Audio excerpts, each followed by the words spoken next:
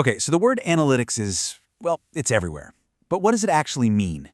Today, we're going to cut through all that noise and figure out how it's really different from the business intelligence most of us already know. Right? It's so easy to be skeptical. I mean, we hear analytics so much that it starts to feel like just another empty tech buzzword, something people just throw around until it doesn't mean anything. So let's tackle that skepticism right up front. And part of the problem is that the term can be super confusing. It doesn't help that every vendor and every publication seems to be pushing their own definition, usually one that just happens to fit whatever they're selling. Yeah, exactly. And a huge part of that confusion really boils down to one simple question. Isn't this just a new, fancier name for business intelligence? I mean, most of us are pretty familiar with BI and data warehousing, so it's a totally fair question to ask.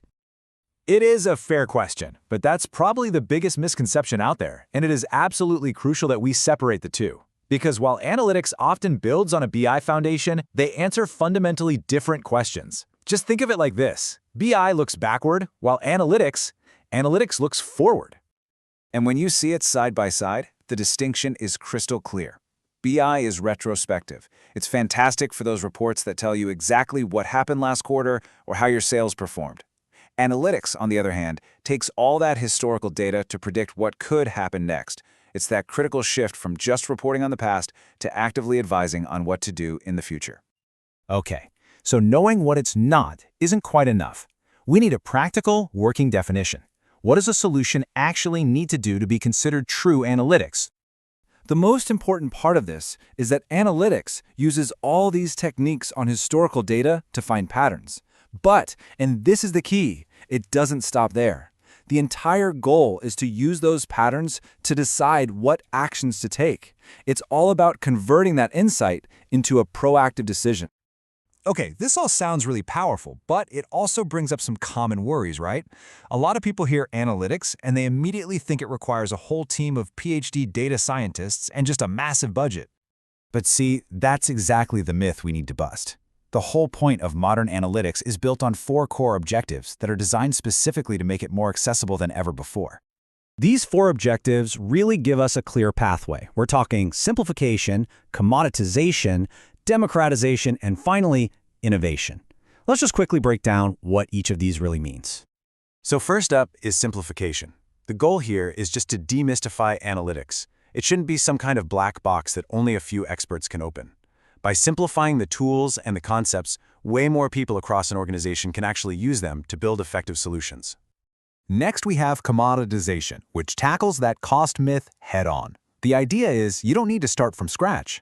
Modern analytics is designed to leverage the data warehouse and BI programs you probably already have in place. It uses common tech and skills, which makes it way less expensive and less proprietary. And all of this leads to democratization, which is maybe the most important objective of all. Analytics isn't just for the finance or marketing departments anymore.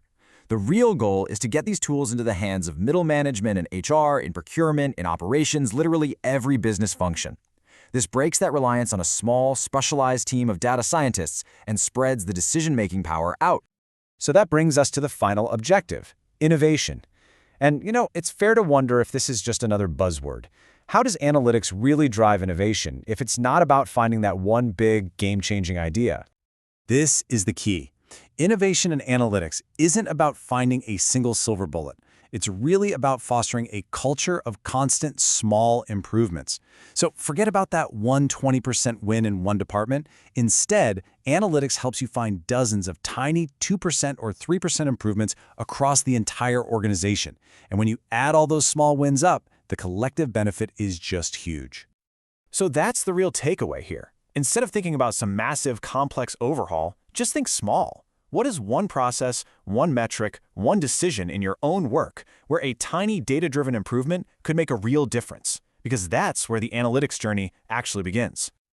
If this explainer helped you see analytics in a new light, please make sure to like, share, and subscribe for more deep dives that get right to the point. Thanks for watching.